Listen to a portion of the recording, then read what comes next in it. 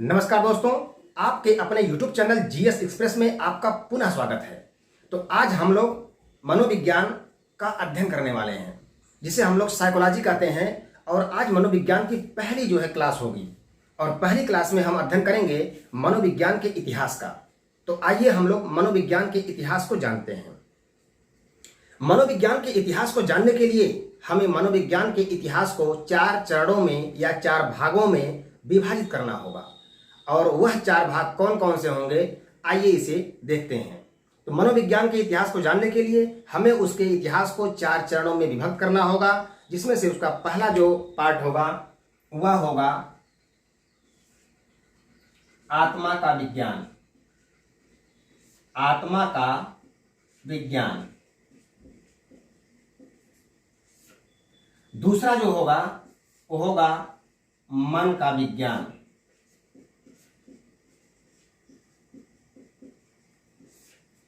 तीसरा जो होगा वो होगा चेतना का विज्ञान।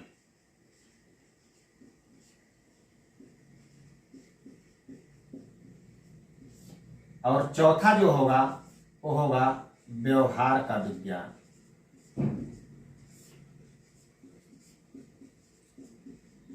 व्यवहार का विज्ञान। अब यह जो चारों अवधारणाएं हैं, यह कब से कब तक है? तो यह प्राचीन से लेकर के 16वीं शताब्दी तक।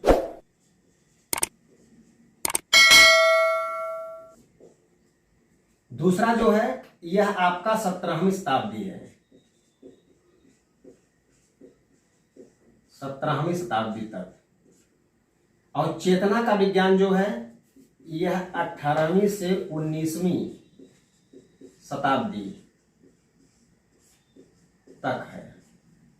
और उसके बाद जो व्यवहार का विज्ञान है यह 20वीं शताब्दी से 20वीं शताब्दी से अब तक। तो आपने देखा कि हमने मनोविज्ञान के इतिहास को 4 चरणों में विभक्त किया, जिसमें से पहला है आत्मा का विज्ञान, और दूसरा है मन का विज्ञान, तीसरा है चेतना का विज्ञान, और चौथा है व्यवहार का विज्ञान। तो प्राचीन यूनान में 16वीं शताब्दी तक इसे आत्मा का विज्ञान कहा गया, मनोविज्ञान को। और उसके बाद मन का विज्ञान, इसे 17वीं शताब्दी में कहा गया। अब यहां ध्यान देंगे आप। और चेतना का विज्ञान, इसे 18वीं और 19वीं शताब्दी तक कहा गया। और व्यवहार का विज्ञान 20वीं शताब्दी से शुरू हुआ और अब तक इसे व्यवहार का विज्ञान ही माना जाता है। यहां से एक क्वेश्चन ये बनेगा कि मनोविज्ञान की उत्पत्ति किस शास्त्र से हुई है? तो मनोविज्ञान की उत्पत्ति दर्शन शास्त्र से हुई है। किससे हुई है? दर्शन शास्त्र से हुई है। अब यहां से क्वेश्चन ये भी बनेगा कि मनोविज्ञान को आत्मा का विज्ञान किस सदी में कहा गया? तो आप कहेंगे 16वीं शताब्दी तक इसे आत्मा का विज्ञान कहा गया। दूसरा, इस तरह से किसी का भी पूछ सकता है आपसे, व्यवहार का विज्ञान कब शुरू हुआ, या फिर मन का विज्ञान इसे किस शताब्दी में कहा गया?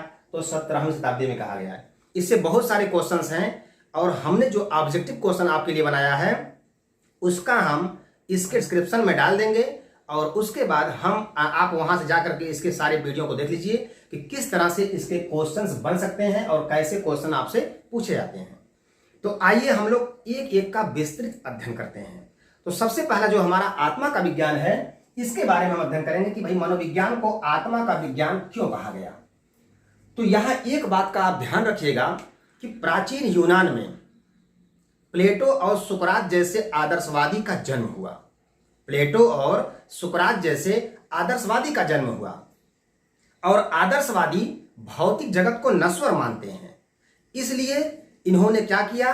आत्मा की शुद्धता और निरंतरता पर जोर दिया और इसे परमात्मा से मिलाने पर इसे मोक्ष बताया। तो यहां ध्यान दीजिएगा, इसलिए प्राचीन यूनान में यह विषय आत्मा के विषय के रूप में जाना जाने लगा। अब ध्यान दीजिएगा।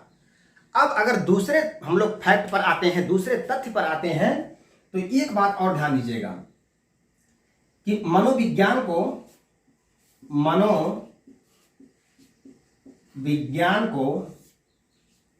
क्या कहते हैं? साइकोलॉजी कहते हैं। इंग्लिश में इसे साइकोलॉजी कहते हैं। और यह जो साइकोलॉजी है यह लैटिन भाषा के दो शब्दों से मिलकर बना है। पहला है साइकी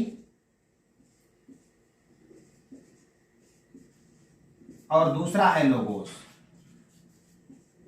तो यह दो शब्दों से मिलकर बना है। यह लैटिन भाषा के दो शब्दों से मिलकर बना है, साइकी और लोगोस, जिसमें से साइकी का अर्थ होता है आत्मा और लोगोस का अर्थ होता है शास्त्र या विज्ञान। शास्त्र या विज्ञान। तो इस तरह से इसका शाब्दिक अर्थ क्या हुआ? आत्मा का विज्ञान या आत्मा का शास्त्र या आत्मा का विज्ञान। अब यहां ध्यान देंगे तो इस तरह से भी मनोविज्ञान को क्या कहा गया? आत्मा का विज्ञान कहा गया। अब इस बात पर आप ध्यान दीजिएगा कि आत्मा का विज्ञान कह दिया गया, इसके पक्ष में कौन कौन था? तो इसके पक्ष में भारतीय मनोवैज्ञानिकों के साथ साथ प्लेटो, अरस्तु और डेकार्टे का नाम शामिल है। लेकिन यह सर्वविदित है कि आत्मा क्या है, इसका अभी तक कोई पता नहीं चल सका है। और जब पता नहीं चल सका है तो इसलिए रास महोदय ने इस परिभाषा को या इस जो है कि आत्मा के विज्ञान को कहे जाने पर इसका खंडन किया और कहा कि पहले मनोविज्ञान का अर्थ आत्मा से लगाया जाता था, लेकिन इसका संतोषजनक उत्तर हमारे पास नहीं है, अतः यह परिभाषा अमान्य है। तो इस तरह से 16वीं शताब्दी तक यह जो है आत्मा के विज्ञान के रूप में था और उसके बाद यहां से इसका अस्तित्व खत्म हो गया। अब हम लोग दूसरे पर आते हैं। जो दूसरा हमारा है मन का विज्ञान। मन का विज्ञान क्यों कहा गया, इस पर आप ध्यान देंगे। 17वीं और 18वीं शताब्दी में इटली के दार्शनिक जिनका नाम है पोम्पोनाजी। क्या नाम है? पोम्पोनाजी।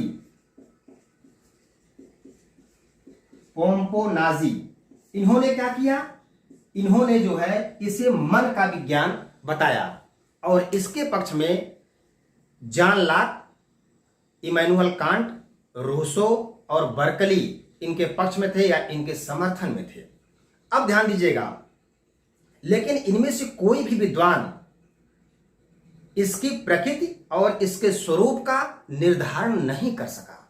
और जब नहीं कर सका तो इस पर भी प्रश्न उठने लगे कि मनोविज्ञान अगर एक विज्ञान है तो क्या हम मन का अध्ययन प्रयोगशाला में कर सकते हैं?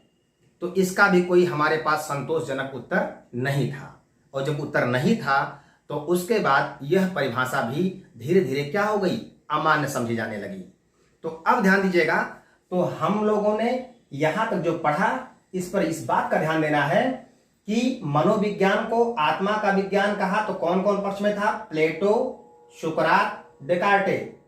अगर इसका पूछता है मन का विज्ञान कौन कौन कहा या किसने कौन कौन इसके पक्ष में थे, तो आप बोलेंगे सबसे प्रमुख में थे इटली के दार्शनिक पोम्पोनाजी और उसके बाद इमैनुअल कांट, रूसो और जो है कि बर्कली। ये सब इसमें क्या थे?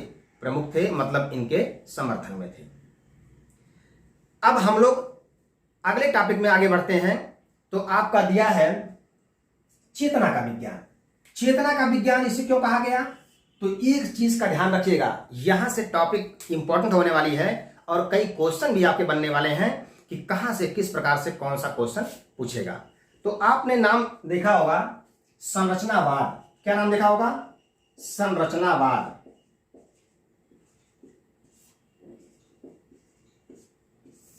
तो ध्यान दीजिएगा, संरचनावाद के जनक विल्हेम उंट।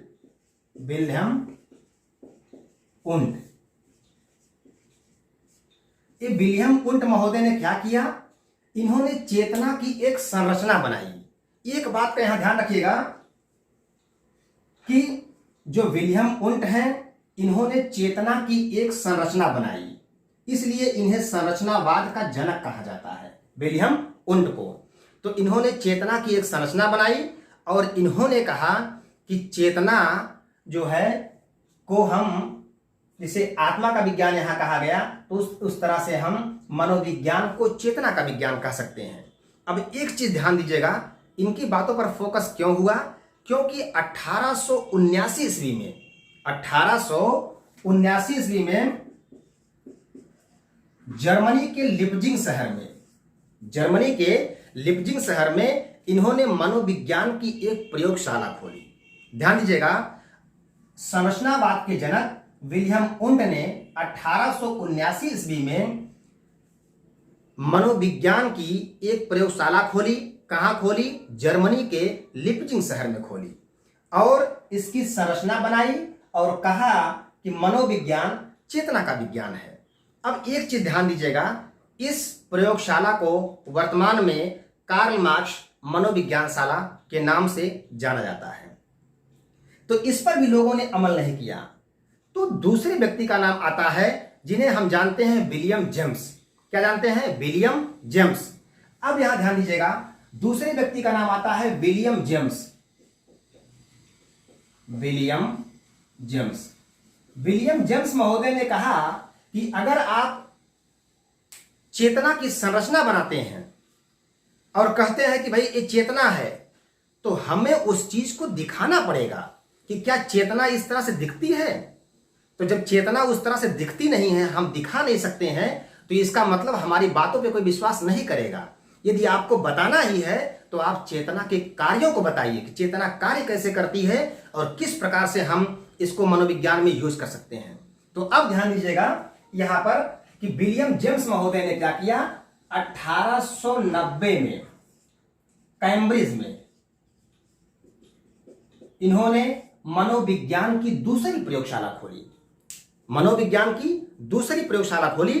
अब यहां ध्यान दीजिएगा कि जब इन्होंने 1890 में कैम्ब्रिज में मनोविज्ञान की दूसरी प्रयोगशाला खोली और उसके बाद उसके कार्यों का अध्ययन किया, और इनकी एक पुस्तक थी जिसका नाम था द प्रिंसिपल्स ऑफ साइकोलॉजी।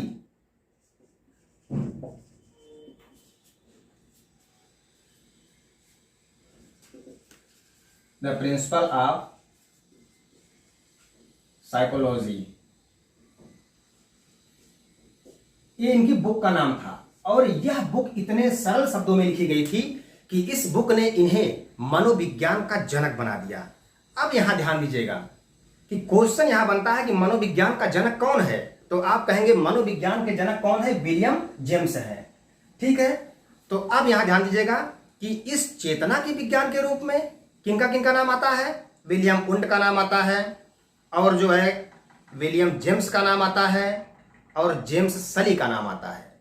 तो यहां तीन जो है मनोवैज्ञानिकों का नाम आप प्रमुख रूप से ध्यान में रखेंगे।